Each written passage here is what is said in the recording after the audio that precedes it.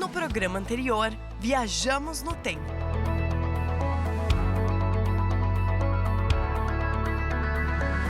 Kos, que é uma mistura do antigo, medieval e moderno, é uma verdadeira riqueza do Mar Egeu.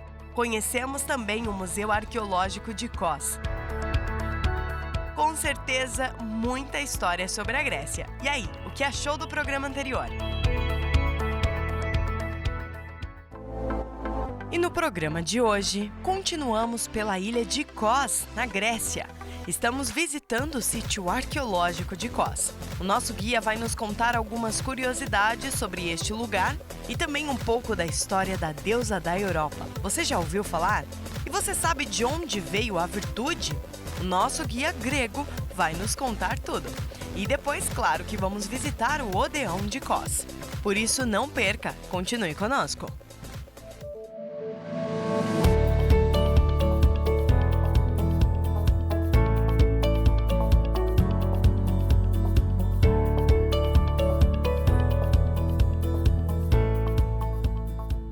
Roma, cada vez que derrotava um vizinho, conquistava ele para sempre. E depois conquistava outro vizinho, derrotando ele. Depois derrotava outro, conquistava ele. O Estado romano crescia continuamente, enquanto os Estados gregos normalmente não cresciam. Sempre ficavam lá, fazendo guerra um contra o outro. Então Roma pronto precisou de mandar seus exércitos para apagar revoltas. E assim foi feita a primeira via romana, via Ápia. Acho que era 310, por aí, antes de Cristo, a via Ápia. Depois continuaram fazendo muitas ruas para todas as terras conquistadas, para mandar as legiões romanas apagar a revolta rápido. Então essa é a razão histórica que explica por que Roma fazia calçadas e Grécia não fazia.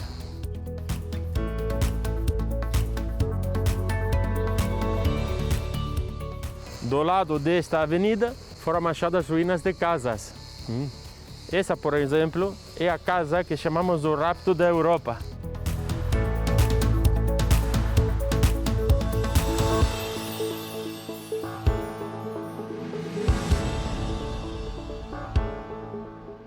Podemos ver os seus mosaicos, mais ou menos como a casa romana que vimos antes restaurada. Mosaicos no chão. Se chama Casa do Rapto da Europa porque foi achado também um mosaico, que não está aqui, que representa o rapto da Europa.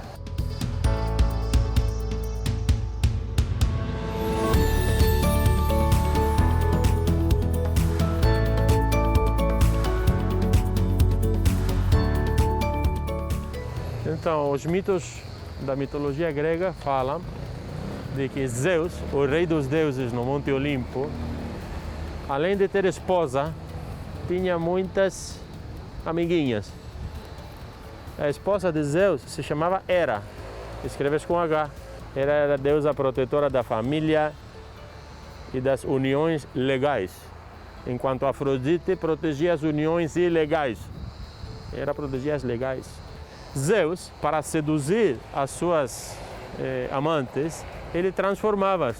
Transformado, seduziu sua esposa Hera. Transformado, seduziu a mãe de Dioniso, que se chamava Semele.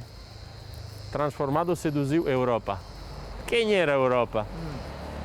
Europa era uma princesa lá no Líbano, onde moravam os antigos fenícios. Europa era uma princesa fenícia.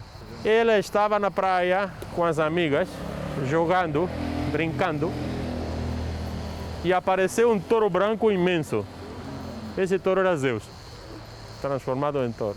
As amigas fugiram desse animal, mas ela foi perto, começou a acariciar. E em um momento ela subiu em cima. E esse era o momento que Zeus estava aguardando para raptá-la. Quando Europa sentou-se em cima de Zeus touro, ele entrou no mar, raptou ela. E depois de alguns instantes estava numa ilha do Mar Egeu que se chama Creta. Aí chegaram na ilha de Creta, Zeus tomou forma humana e uniram-se. Da união entre Zeus e Europa nasceu um filho que se chamava Minos. E eles voltaram a unir mais 2 vezes e nasceram mais 2 filhos, Sarpedão e Radamante, Minos, Sarpedão e Radamante.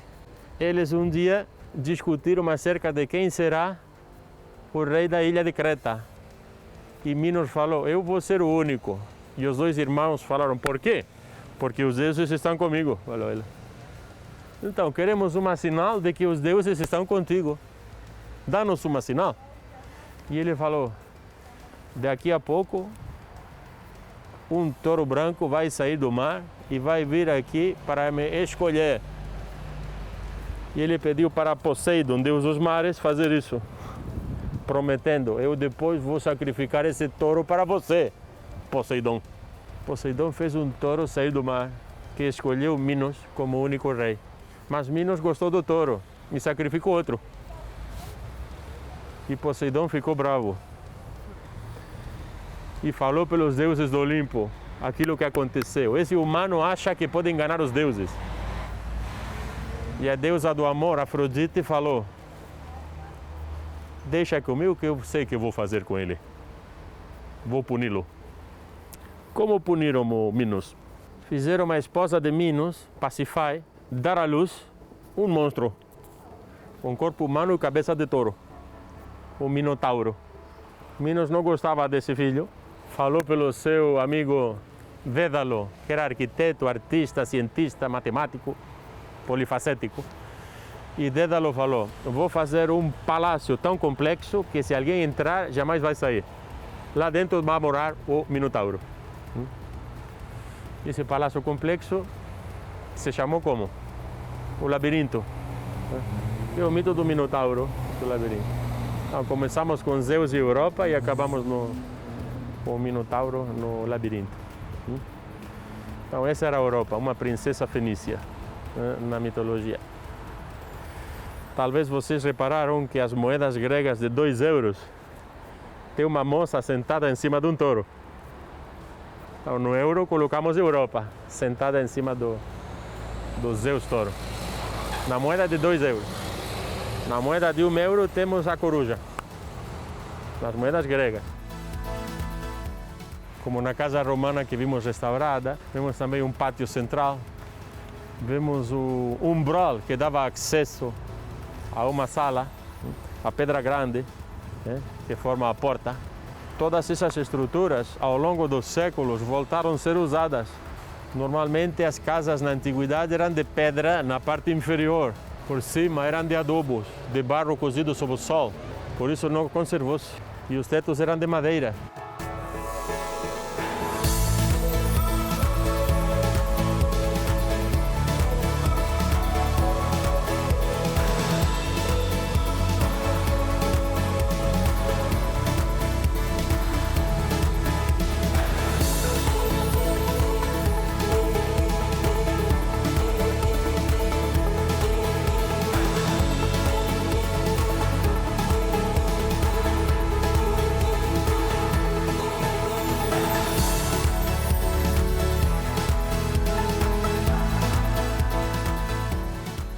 Rua romana que desembocava no Decumanus, na rua mais larga que vimos antes.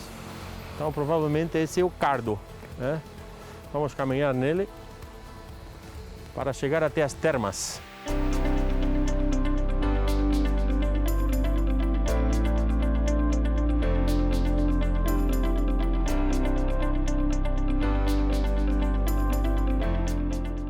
Estamos do lado das termas, que em anos posteriores foi construída uma construção cristã, provavelmente uma basílica em cima dela.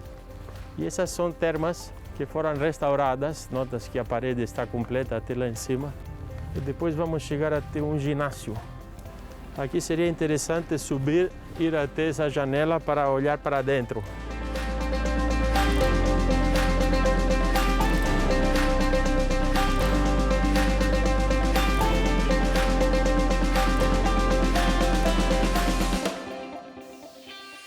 E aqui essa colunata são as ruínas do ginásio. Os gregos, junto ao aprendizado de leitura, escrita, matemática, também faziam exercício do corpo. uma criança grega, o pedagogo levava à escola e aí aprendia leitura, escrita, aritmética, música e exercício do corpo. O exercício era feito sem roupa, nu. E como já falamos em Rhodes, em grego nu se diz gimno. Por isso gimnasia e gimnásio aqui. Aqui mais um mosaico de casa romana.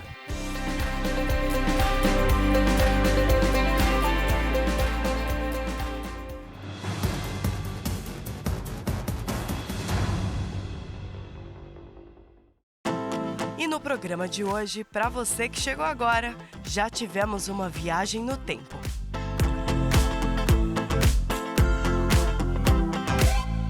Nós estamos conhecendo o sítio arqueológico de Kos, na Grécia, juntamente com o nosso guia Temis.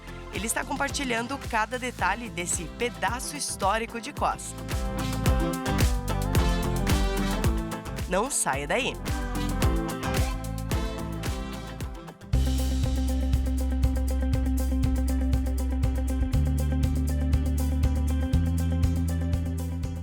Precisamos agora imaginar que era outro por baixo dessa parede ou por baixo dessas casas, perpendicular. E mais um que não existe e fechava num retângulo grande de pórticos que davam sombra. As paredes de atrás, o teto, as colunas que asseguravam, e aqui no meio o que era? Aqui era um espaço aberto, onde os gregos faziam exercício das competições de velocidade, de luta, de lançamentos. Mas era ginásio, não era para competir, era para treinar. Falamos antes que ginásio deriva de gimnos, que significa nu. Esse povo não tinha pudor pelo corpo humano. E o ginásio não era só para fazer exercício. Temos muitos diálogos platônicos, onde Platão, filósofo, fala de Sócrates, dele que ia procurar no ginásio, mas era um lugar de reunião. Sócrates, ou estava no ágora ou estava no ginásio. E no ginásio era onde ele encontrava discípulos novos, que eram muitos. Sócrates era um professor que não cobrava dinheiro, a diferença dos sofistas. Falamos dos sofistas em Rhodes, dos professores de oratória, dos professores de virtude, que diziam que a virtude é ensinável em aulas.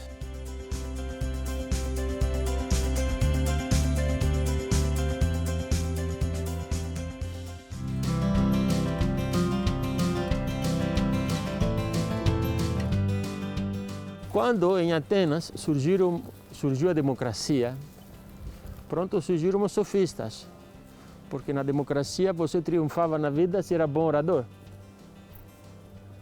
Logo os sofistas falaram: eu sei convencer as pessoas, eu faço do injusto justo e do justo injusto. Verdade não existe, a verdade é relativa, depende do ponto de vista, dizíamos sofistas. A virtude é ensinável em aulas, eu ensino a virtude oratória, dizíamos sofistas. Os novos ricos gostaram, porque eles não achavam que nasciam virtuosos, mas achavam que podiam comprar virtude.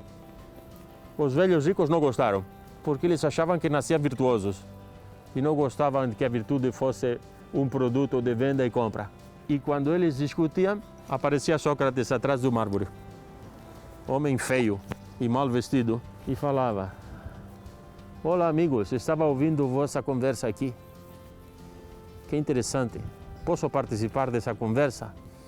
Eu só sei que nada sei. E ninguém sentia-se ameaçado por Sócrates, porque ele era feio, mal vestido e, o mais importante, aceitava ser ignorante.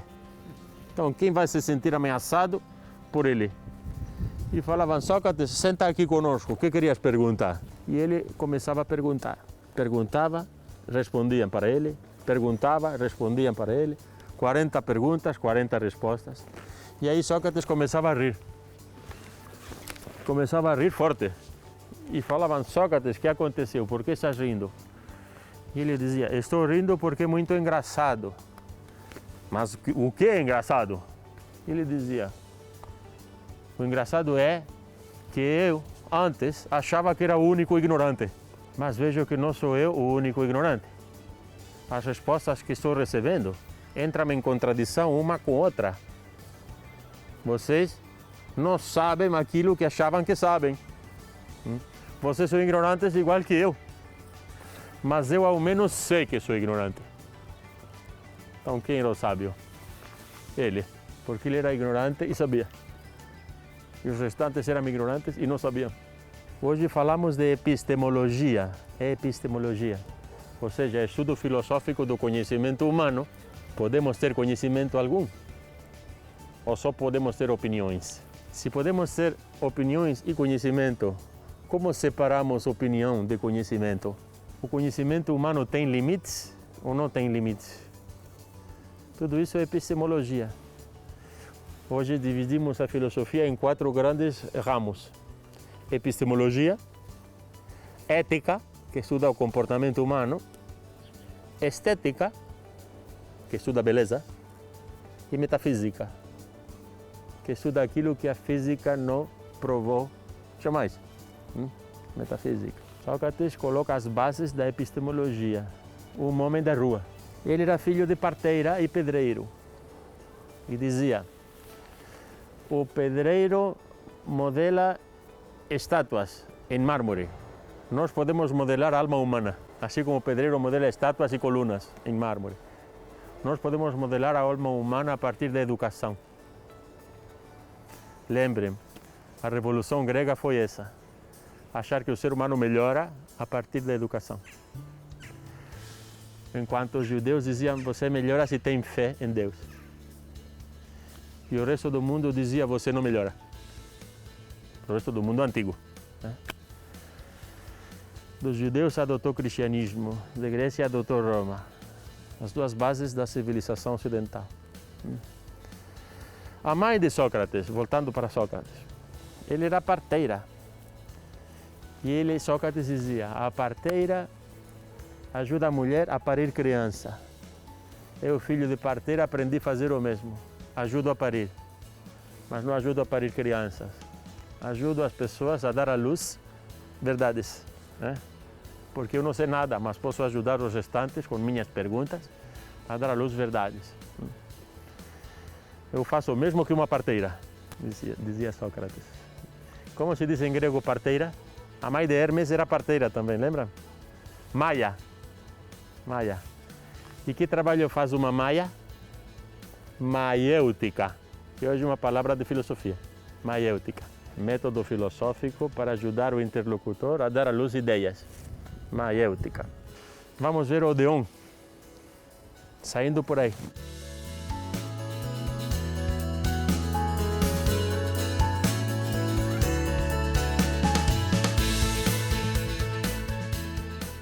Então, aqui estamos no Odeon da cidade de Kos. É um Odeon romano. Vocês lembram a diferença entre Odeon e teatro?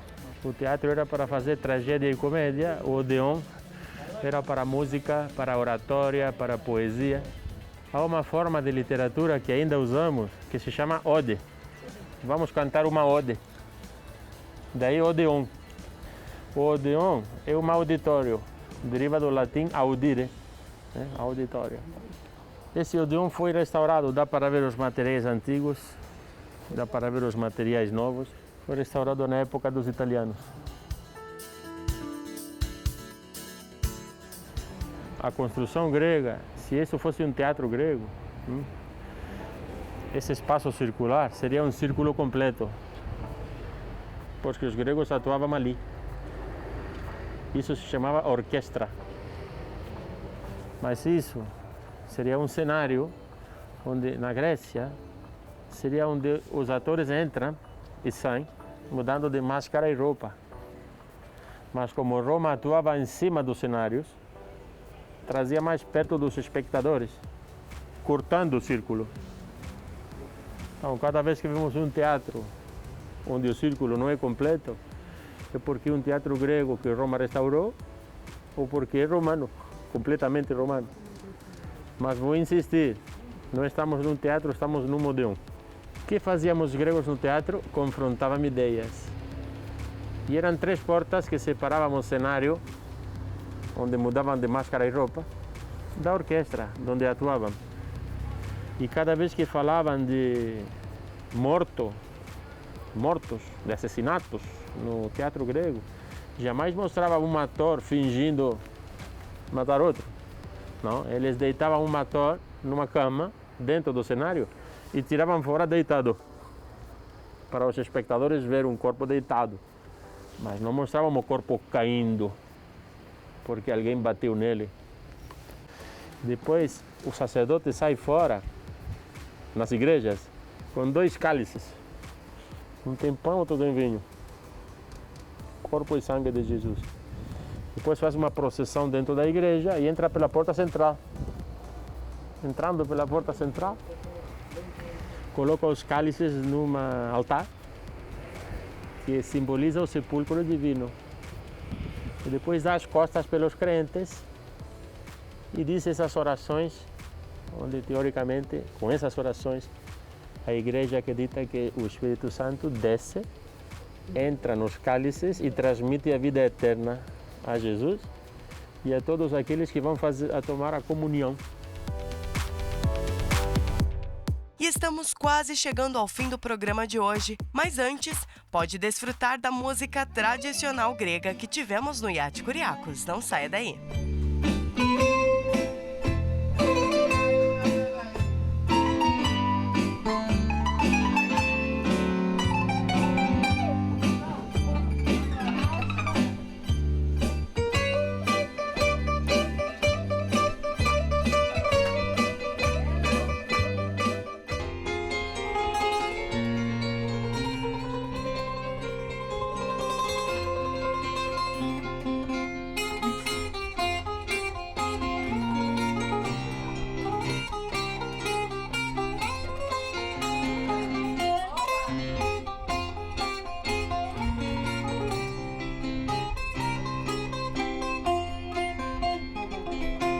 Δεν ξέρω πόσο σ' αγαπώ, δεν ξέρω πόσο σ' αγαπώ. Μέτρο δεν έχει αγάπη. Είναι απ' τον ήλιο πιο ψηλά, είναι απ' τον ήλιο πιο ψηλά. Και δεν τη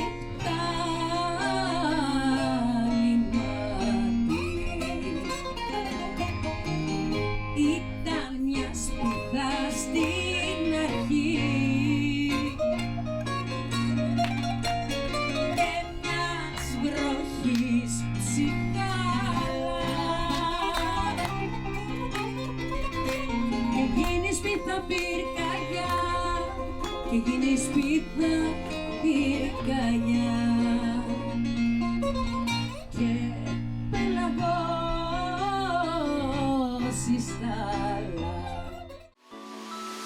E no próximo programa, vamos nos despedir da Grécia e vamos seguir viagem até Bodrum. Estaremos em terras turcas. Vamos andar pelas ruazinhas e descobrir algumas curiosidades sobre Bodrum, uma das principais cidades turísticas do país. A Turquia, que é um dos países mais visitados do mundo, não poderia ficar de fora da nossa rota. Por isso, não perca o nosso próximo programa.